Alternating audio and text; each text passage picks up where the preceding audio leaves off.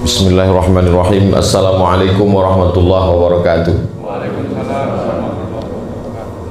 Alhamdulillah wassalatu wassalamu ala rasulillah wa ala alihi wa sahbihi wa man tabi'ahu wa mawalah. Anak raja memetik daun kelor. Daun kelor dipetik di hari Selasa. Ini bukan spesial pakai telur karena kita sedang puasa.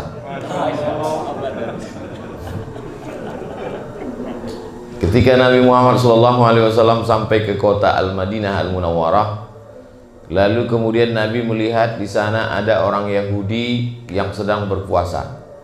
Gimana ceritanya orang Yahudi itu bisa sampai di Madinah? Karena dulu pusat peradaban Yahudi itu berada di Palestina. Nabi Ibrahim alaihissalam punya anak namanya Nabi Yakub, Nabi Ishak. Nabi Ibrahim punya anak laki-laki nama Ishak. Ishak punya anak Yakub. Yakub itu punya nama lain yaitu Israel. Maka anak cucu keturunan Yakub disebut dengan Bani Israel. Dan mereka punya peradaban di Palestina. Kemudian datang serangan dari Babilonia, bukan Bangka Belitung. Datang serangan dari Babel, Raja Nebukadnezar. Maka hancur leburlah kerajaan Israel ini, dan sebagiannya lari pontang-panting sampai ke kota Makkah Al-Mukarramah, sampai ke kota Al-Madinah. Begitu ceritanya bagaimana orang dari Israel bisa ke Madinah.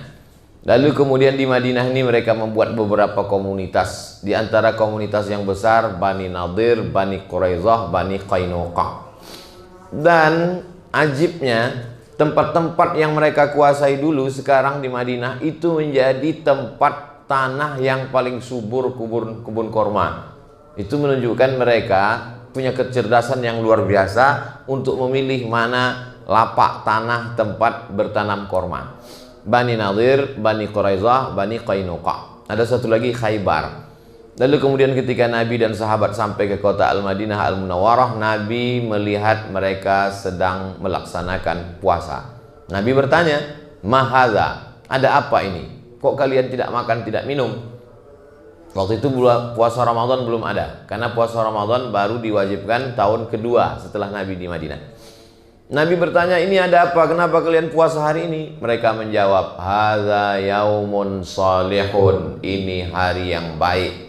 Najjallahu fihi Musa wa aghraqa fihi Fir'aun. Hari ini Allah menyelamatkan Nabi Musa, dan hari ini Allah menenggelamkan Fir'aun. Maka mereka melaksanakan puasa syukran lillah, sebagai ungkapan syukur kepada Allah karena Allah sudah menenggelamkan orang yang zalim dan menyelamatkan orang yang soleh. Apa pelajaran dari sini? Bahwa ketika dalam keadaan sulit sekalipun, ibadah tidak boleh tinggal. Ini kan ceritanya baru hijrah, meninggalkan kampung halaman, tinggal keluarga, tinggal harta benda, menempuh jalan yang panjang 8 hari 8 malam naik onta. Waktu itu dalam kesulitan ekonomi, sedang krisis, tapi tetap beribadah. Ini sekarang banyak orang, sebenarnya saya mau puasa nih Pak Ustadz, mau beribadah. Terus kenapa nggak puasa? Hati saya sedang galau. Justru sedang susah itulah kita banyak-banyak beribadah. Karena Allah berjanji, "Falyabudu rabb hadzal bait." Banyak-banyaklah kamu beribadah kepada Allah. Kalau kamu banyak beribadah, Allah berjanji dua. At'amahum min ju'. Kalau kamu lapar, kamu dikasih makan. Wa amanahum min khauf. Kalau kamu ada rasa takut, rasa cemas, rasa ngeri, maka Allah akan ganti ketakutan kamu itu dengan amanahum, rasa aman, rasa tentram.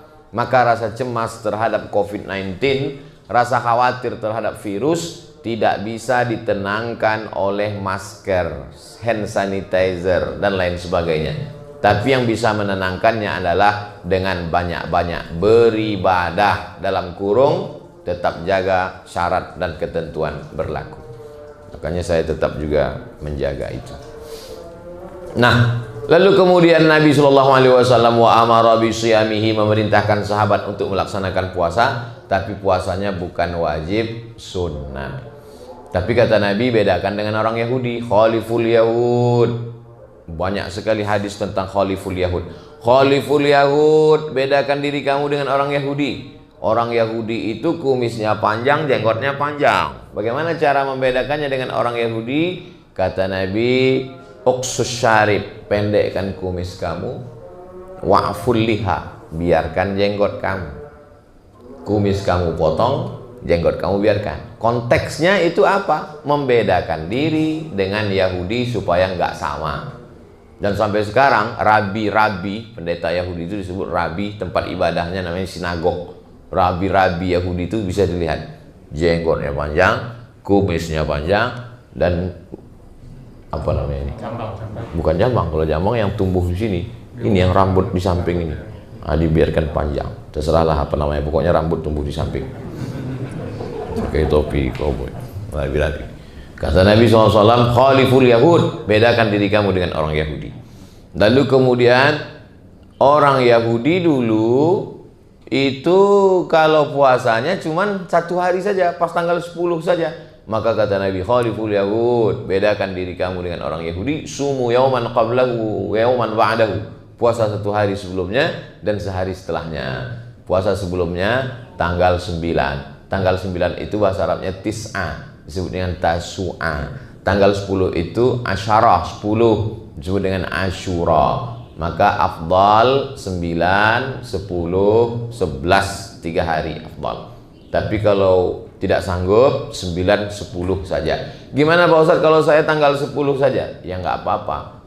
Tapi sama-sama dengan Yahudi sudah melaksanakan puasa. Perintah membedakan diri itu anjuran.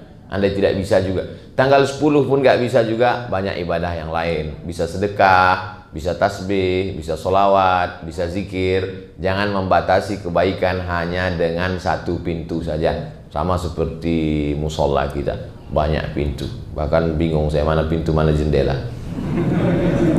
Bisa dipakai semuanya untuk masuk. Udkhulu min abwabin mutafarriqah. Masuklah kamu dalam kebaikan itu dari pintu-pintu yang banyak. Jangan batasi hanya dari pintu puasa saja. Ibu yang sedang hamil, mengandung, menyusukan anak, lalu kemudian orang tua renta yang sakit, mah akut, nggak bisa puasa, jangan bersedih hati. Inna iddatash syuhuri indallahi 12 syahran fi kitabillah. Allah menetapkan ada 12 bulan. Yauma khalaqas samawati wal ard. Ketika Allah menciptakan langit dan bumi, Allah sudah tetapkan 12 bulan. Minha arba'atun hurum. Ada 4 bulan yang mulia. Zulqa'dah, Zulhijjah, Muharram. Satu lagi terpisah. Salasun mutawaliyatun, 3 bulan berturut-turut. Zulqa'dah, Zulhijjah, Muharram. Tapi ada satu yang terpisah, ma baina Jumada wa Sya'ban. Dia terletak antara bulan Jumadil Akhir dan bulan Sya'ban. Itulah dia bulan Rajab. Dibuat pisah jauh supaya kita ada stasiun-stasiun. Kita ini sama seperti perjalanan panjang. Ada saatnya kita berhenti di sebuah stasiun, buang air kecil, lalu kemudian menggerak-gerakkan tubuh supaya nggak ngantuk, lalu kemudian minum, setelah itu lanjutkan lagi perjalanan. Jadi perjalanan panjang kita ini lelah, kita rehat sejenak, Zulqa'dah, Zulhijjah, Muharram. Lalu kemudian setelah itu nanti panjang lagi, berhenti Rajab. Dari satu sholat ke satu sholat, itu juga stasiun. Subuh, zuhur, asar, maghrib, isya. Minal jum'ati ilal jum'ah, satu Jumat ke Jumat berikutnya, itu juga stasiun. Ramadan ila Ramadan, dan satu Ramadan ke Ramadan berikutnya, itu juga stasiun. Untuk apa Allah buat ada stasiun-stasiun ini? Mukaffiratun lima bainahuma, untuk menghapuskan dosa-dosa di antara keduanya, supaya kita fresh. Setelah hari Jumat, fresh. Setelah sholat, fresh. Kalau kamu punya rumah, di depan rumahmu ada sungai, lalu kamu mandi di sungai itu 5 kali sehari, apakah masih ada noda yang melekat? Kata Nabi. Sahabat menjawab, tidak ada ya Rasulullah. Bagi kita yang tinggal di Indonesia, mudah membayangkan punya rumah di pinggir sungai. Tapi di Madinah, kering kerontang. Bagaimana kalau kamu berada di tepi sungai, di depan rumahmu ada sungai, kamu mandi 1 hari 5 kali. Mandi subuh, mandi zuhur, mandi asar, mandi maghrib, mandi isya. Ditambah lagi mandi duha, mandi tahajud, mandi witir, mandi qabliyah, mandi wa'adiyah. Apakah mungkin ada lagi yang tersisa melekat? Tidak ada ya Rasulullah. Maka kita merasa fresh. Kita ini orang yang banyak silap, banyak dosa, banyak salah. Begitu air kita masukkan ke mulut, kumur-kumur, fresh. Begitu air kita sapu, kita siramkan ke wajah, fresh mata. Begitu air kita siramkan ke tangan, fresh tangan. Begitu air kita usapkan ke kepala, ke telinga, fresh otak dan pikiran, keluar dosa-dosa sampai dari lubang telinga. Begitu air kita siramkan ke kaki, fresh kaki, kita segar, secara fisik segar karena air. Orang yang tidak Islam sekalipun di rumah-rumah makan itu ada wastafel, lalu kemudian dia cuci tangan, dia kata dia segar. Dulu kita selalu cuci tangan, setelah itu baru makan. Sekarang bolak-balik cuci tangan, nggak makan. Sekarang orang baru tahu bagaimana itu mukjizat cuci tangan. Sedangkan Nabi Muhammad SAW 14 abad yang lalu sudah mengajarkan kita tentang itu semua. Jadi dengan adanya apa yang sedang kita hadapi ini, semakin memperkuat keyakinan kita bahwa Muhammad SAW bukan manusia biasa, tapi dia adalah, dibacakan dalam surat Al-Kahfi ayat 110, di ujung-ujung tadi dikatakan imam kita Ananda Qori kita membacakan ayat Qul innama ana basyarum mithlukum. Katakanlah ya Muhammad, aku basyarum mithlukum. Aku manusia sama seperti kamu. Apa beda kamu dengan aku? Yuha ilayya, aku dapat wahyu, kamu enggak. Aku dapat wahyu, kamu enggak. Komplain ibu-ibu satu jamaah. Saya juga dapat wahyu Pak Ustaz. Rupanya nama suaminya Pak Wahyu. Ana basyarum mithlukum. Aku manusia sama seperti kamu. Bedanya apa? Yuha ilayya. Aku dapat wahyu, kamu tidak. Yang terlintas di pikiranmu belum tentu wahyu. Bisa jadi dia hanya lintasan pikiran semata. Tapi Nabi Muhammad SAW jelas Jibril datang. Iqra bismi rabbikal ladzi khalaq, khalaqal insana min 'alaqin, iqra wa rabbukal akramul ladzi 'allama bil qalam, 'allamal insana ma lam ya'lam. Oleh sebab itu maka segala permasalahan hidup di dunia sudah dibuatkan acuannya, itulah dia wahyu dari Allah Subhanahu wa taala yang dibacakan Nabi Muhammad SAW, didengar oleh sahabat, dibaca oleh sahabat, didengar oleh tabi'in, dibaca oleh tabi'in, didengar oleh tabi'in, sampailah ke generasi guru-guru, sampailah ke murid dari guru-guru itu, santri-santri, dibaca oleh imam kita tadi dan kita mendengarnya. Bacaan yang sama dibaca oleh Nabi malam Jumat surat Al-Kahfi, itu juga yang dibaca oleh ananda kita tadi.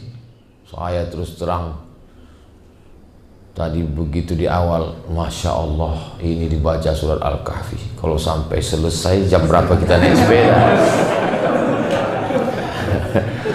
Rupanya beliau cerdas. Rakaat pertama beliau baca awalnya, rakaat kedua beliau baca ujungnya. Dapat dua-duanya.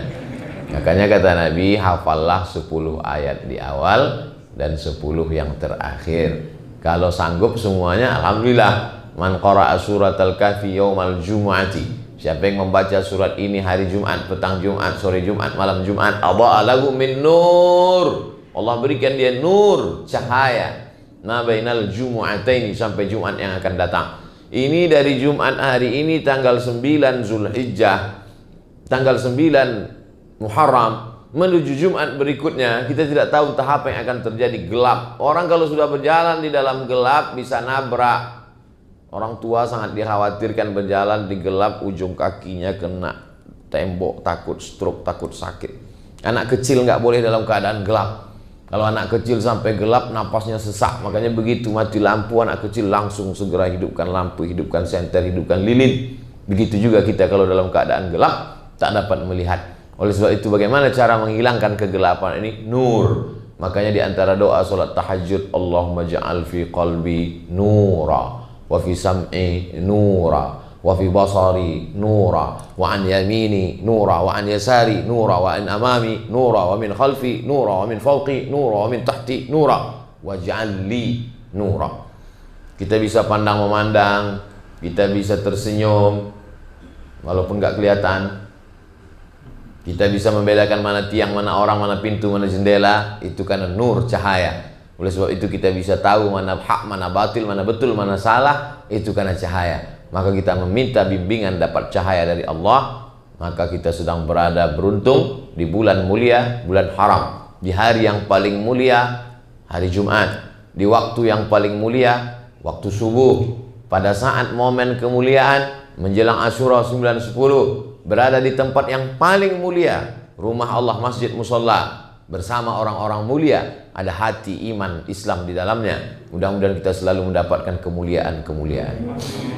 Berada di tempat orang mulia, bersama orang mulia, mendapatkan kemuliaan. Ada orang amat sangat senang Saking senangnya melihat makam Nabi, secara spontan tangannya memegang dinding makam Nabi. Polisi marah, jangan pegang, nggak boleh. Lalu kemudian ditangkaplah orang ini.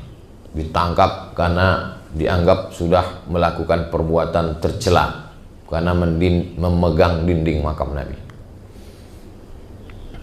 Lalu kemudian kepada orang yang nangkap itu diberikan Al-Quran, hadiah. Begitu Al-Quran itu diberikan kepada dia, dia cium Quran. Bapak kok cium kulit kambing? Enggak, saya cium Quran, bukan kulit kambing. Itu yang Bapak cium kulit kambing. Saya bukan cium kulit kambingnya, saya cium isinya. Sampul Qurannya kulit kambing. Yang dicium bukan kulit kambingnya, isinya. Oh, jadi boleh? Iya. Terus tadi saya megang dinding kok nggak boleh? Saya kan bukan megang dindingnya, saya rindu pada orang yang di dalamnya. Kalau gitu Bapak ditangkap juga karena nyium kulit kambing. Saya bukan mau ngajarkan nanti pergi umroh lalu mencium dinding makam Nabi, enggak. Kadang kita karena terlalu spontan, akhirnya kita terlarut-larut. Alaila tuhibbu amid dunya wa ma fi tawayaha. Hai Qais, mana yang lebih kau pilih? Dunia beserta isinya atau Laila? Kata Qais, lahu baru ni'aliha ahabbu ilayya wa ashfali balwaha. Dunia beserta isinya, maka debu yang menempel di sendal Laila lebih kucinta daripada dunia beserta isinya. Debu menempel di sendal Laila lebih kucinta daripada dunia dan seisinya.